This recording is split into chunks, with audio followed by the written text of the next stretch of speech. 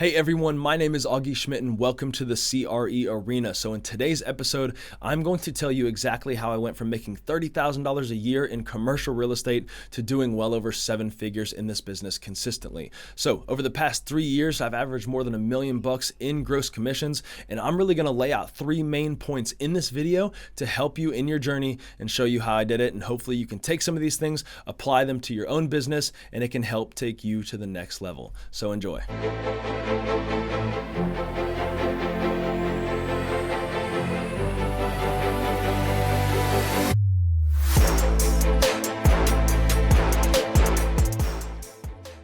All right, I have 3 main points in this video, and please make sure that you stay with me through all of them because the last one is probably the most important. It really wraps up the first 2, and then you can put it into practice and actually go start making the big money in commercial real estate. So number 1, mastering your market. And these are really 3 things that I want to break down in mastering your market, because when you're a commercial real estate advisor, you are paid for your expertise. You're paid for your knowledge of the market, of the industry, of the property, where trends are going.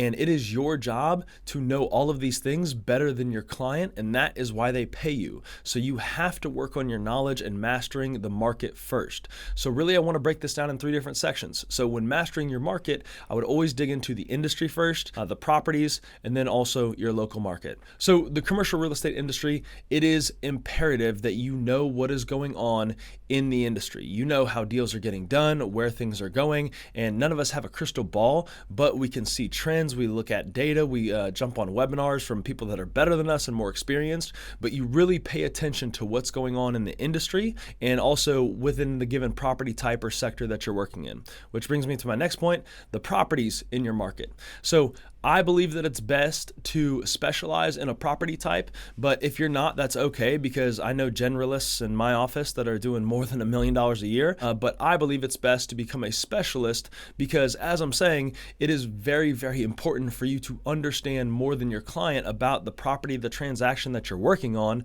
So for me to know every single thing about multifamily assets, industrial properties, shopping centers, office properties, it's really hard to do. I know some pretty good generalist, but I don't know anybody that's an absolute expert at every single property type. I know experts in each specific property type. For me, mine's warehousing and industrial properties. So how do you get to know each and every property type specifically? You look at your market and you say, hey, what type of properties are most prevalent in my market? So is this more of a retail shopping type market? Is it more of warehousing, industrial? Maybe there's more high-rise office buildings. There's always multifamily in dense markets because that's really just places for people to live. But all of these property types, you really have to look at your market as a whole and see what is there and what does the landscape look like. And then once you narrow it down to one property type, you have to know what makes that property tick. So for industrial buildings, for example, I mean, you're going to look at clear height, you're going to look at power, you're going to look at distribution demographics, you're going to see, hey, what is the office to warehouse ratio? What are the roll-up doors? How many are there? Is there any laydown yard? Things like that. Maybe for shopping centers, it's going to be different because people are using that space for a different purpose. So that is going to be more demographic focused, maybe traffic count. You want to know how many people live in the area. You want to know how much money they make, because those are the metrics that are important to retail consumers, which retail consumers and people spending more money at these centers, that's what makes retail properties thrive. And then for multifamily assets, it's really the class of the asset and then also what type of demographic is in the area. So this may be a class A, B, or C apartment complex. These might be luxury, they might be workforce housing. And then office spaces too. You have same thing, class A to C, and these might be, smaller offices where it's a 1,200 square foot real estate office or a chiropractor's office, or these might be, 500,000 square foot high rises with 50, 60, 70 floors. So all different property types are usually in every market, but every market there's a different lay of the land. So for example, there's really no high rise office buildings in rural Alabama. And then same thing, like you're not going to find 100 acres of ag land in New York City. So it really just doesn't work like that, and you really have to look at your market and know what property types are there and really to know the landscape of your market. And that brings me to my third point for mastering your market. 3 points and 3 points and 3 points. Hopefully you guys can stay with me here, but in mastering your market, the first overall point and the third point to that is really the market itself. Because when you're in this market, you have to know what makes it tick. You have to know what industries are there. Like I said, the property landscape and what that looks like, that's important to know. But what big industries are there? Is this more of a manufacturing town? Is it a big, maybe there's some large universities there, maybe the office buildings, there's high rises, and it's a very urban dense market. You have to know, how many people are there? What are the big attractive components to your market? Are there major roadways running through your market? For example, I'm in Lakeland, Florida, and a few things about our market. We have I-4 running through us, which is the main corridor between Tampa and Orlando, all the way to Daytona here in Central Florida. We also have some major players like Publix is here, a massive grocery chain, and these are the things that really start to make our market tick. So I would encourage you to figure out what makes your market tick, and some of the biggest things can be like Fortune 500 companies, major roadways, or things like that. So those are really the three things I would focus on my first point, which is mastering your market. All right, so for point number 2, this is mastering business development.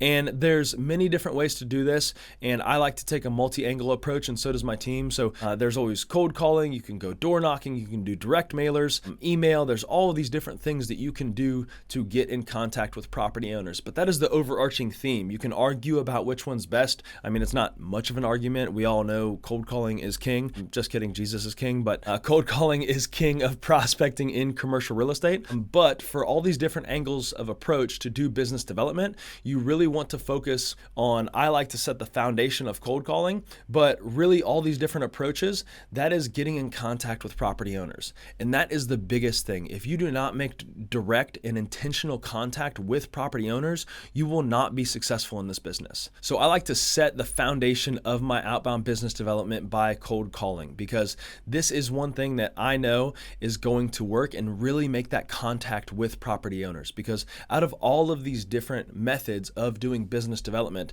making the contact with property owners is what's important. So you can be doing this 4 or 5 step different angled approach to doing outbound business development, but making actual contact is key. And what that means, it's not sending a piece of direct mail, it's not sending an email. I mean, you might be able to see the click-through rate or open rate or something like that on your email provider, but making contact on the phone or door knocking and going face-to-face with a property owner is always going to be the top ways to do deals. And this, for people that maybe it makes you uncomfortable, I mean, I think this makes everybody uncomfortable when they first get started in the business, let's be honest. But it is vital in order to win in this business. And the more that you do it and the more consistent that you do it, with the better flow and the better strategy, and you then scale up systems and processes to do this really, really efficiently, and then incorporate some direct mail, email, and stuff all to this, that is how you win big in commercial real estate.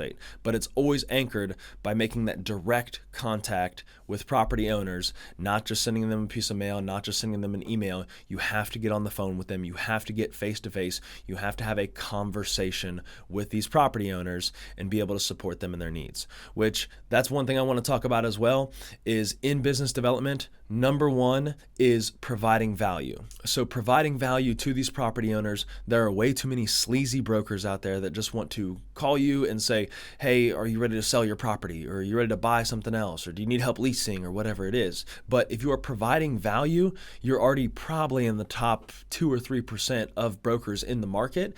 And it makes you different than everybody else because you've done work beforehand, which you are now presenting to them and helping them out. And it's information that's valuable to them and tailored to their property. So if you master your market and you know what you're doing, you know the trends, you know the rates, maybe nearby sale transactions or comps that affect their property, and then you present these to property owners and you provide value to them, asking good questions along the way, you will get better and better at this. But guys, this is the way to win massive in commercial real estate, is to do this in a consistent formula. And I don't want to confuse or overwhelm with formulas or any systems and processes, because all in all, you just pick up the phone and dial. A mentor of mine, Andy Frisella, says you make a list, do a list, and win now. That is the cadence of commercial real estate and really all business development. So make a list, call a list, win now. That's what I would focus on. And then from there, you go on to building systems and processes to do this more efficiently, maybe bringing a team underneath you, and then doing a cadence of, hey, we're doing, cold calls on these days, we're door knocking on these days, and every other week we're sending a piece of direct mail or email, and then say once every other month, it's a piece of direct mail and email cadence. So things like that, and building your list along the way, building your database of these property owners, and going and calling the list, getting in contact with them and winning. That is the way you do massive business development. All right, so to recap, we have number 1, that's mastering your market. We have number 2, that's mastering business development. And number 3, I wanted to take a little bit different angle with this one, but this is mastering yourself. And before you get into and think this is some cheesy guru motivational talk, this is vital to put all this together. I see way too many people that don't have things in order where they can even put themselves in a position to go win. Because if you're trying to master your market or do business development or whatever it is, and everything's out of order in your life, then doing these things is incredibly hard. I mean, it's hard already, but if you don't have everything else in order in your personal and professional life, then it is that much harder. And even if you can get by for some period of time, you won't be able to do it for long. These are the things that have served me best, and I don't want to say that this is 100% you must have to do this. I don't like saying things like that anyway, because there's people that have been very successful that their personal and probably professional lives have been an absolute mess. But I'm saying what has worked for me and what I would highly recommend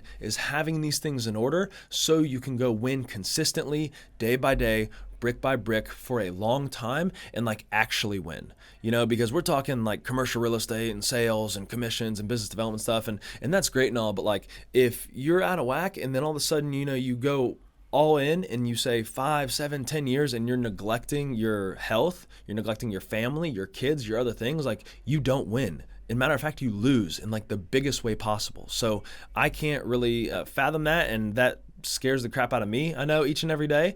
And I try and show up in the best way I can and have my priorities straight of my faith, my health, my family, everything that is going on in my life. This is what's truly important to me. And I would just tell you to ask yourself that of hey, what's truly important to you? Because I think the most successful people, truly successful people of a definition that, I like and that I think success is, business and finances and success and business development and commissions. This is probably number 4 or 5 on the list. So to get in a little bit of what that looks like of, personal development, because I believe you have to have personal development in order before the professional development comes, because professional development is, every step of the way after you are in order. So for everybody, this really looks different, but I believe it's consistency and it's discipline and it's attention and it's focus. So for me, what works best for me is, not to go whole corny entrepreneur thing. I'm not doing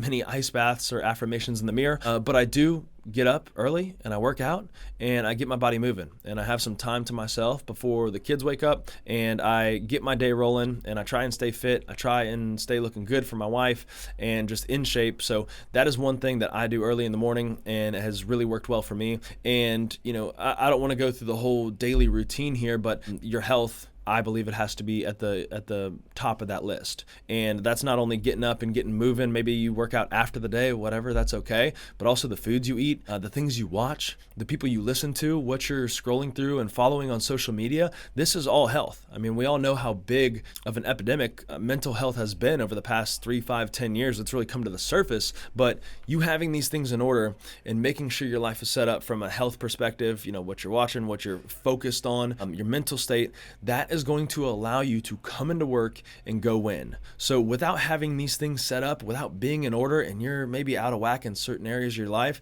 you cannot be consistent. At least I don't believe you can be consistent enough to go win day in, day out, brick by brick, and be truly successful. So on the personal side, I would highly recommend investing in yourself, and you don't have to wait until you have, ripped 6-pack abs and drink green smoothies every day for 100 days straight until you start start working on the professional side, but this is something that I would always recommend working on. And, you know, once you work on that, you have good habits and you're getting a routine. It's like, hey, now let's tap on the professional stuff. And I mean, you never want to turn either on or off really, but I like to set my priorities. And when you're in a consistent motion of doing things the right way, you're in a good routine and you're taking care of yourself, that's when you can come into work and go win on a consistent basis. So what that looks like professionally, that means getting better in really every area that is going to move your business forward. So I like to think of more of the base skills and characteristics of a businessman, entrepreneur, of an employee, of a salesperson, before I like to, you know, tier on the smaller things. So, you know, on the base level, it's your charisma. It's your personality. It's how you talk to people. It's how you treat people. It's the joy and the vibe that you put off when you come in contact with people. It's how you make people feel when you come in contact with them. That is on the, I think that's a lot of personal stuff right there, but that translates very much into your professional life. People do business with people they like. And to be someone that people like, you make them feel heard, you make them feel loved and cared for, and that you have their best interest at heart, especially in the commercial real estate arena. Like I said, this is an expertise business. We're paid for a service, and people like doing business with people they like. So that is what I try and focus on first, is like, hey, you know, where am I at with all these things? And, you know, am I somebody that people would want to do business with? And then stacking up on that is like, hey, what are the skills that I have that I can provide value to the marketplace? So these are the things, and you know, how do you provide value to the marketplace, but how do you come across with those skills and with that value that you bring to the table? So maybe it's your speech, maybe it's your listening skills. That's a big one. I mean, I used to just you know, listen just to talk, not to listen to understand, and then really provide good value back. So that's one thing I would always be careful of. But on the professional side, you know, the delivery of how you're providing value, I think, is even more important than the value that you're providing. So it's kind of stacked up in that way. And then I would always work on that on, say, your sales skills, your people skills, the relational skills, communication, and then also good habits of responding to people, calling people back. All of these things are in this professional development category. And then on top of that, then I think that's where the systems, the processes come in. Obviously, we want to be consistent through all of it, but whatever outbound efforts we're putting out there, or, you know, the difference between working on the business and in the business, time blocking things, and creating systems and processes for you to scale and grow your company as you continue to work your way throughout the commercial real estate career.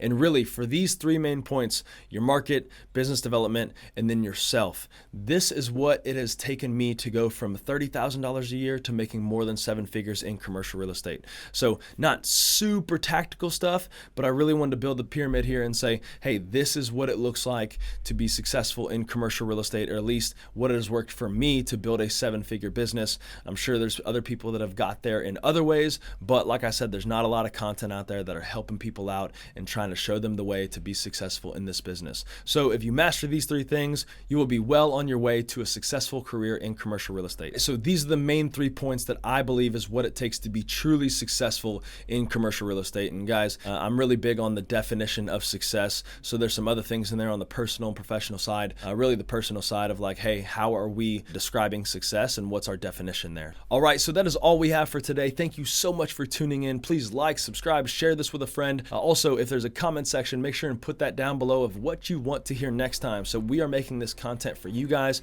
to help you be more successful and make more money in commercial real estate. So like, comment, subscribe, do all the things that people do when they like videos. But if you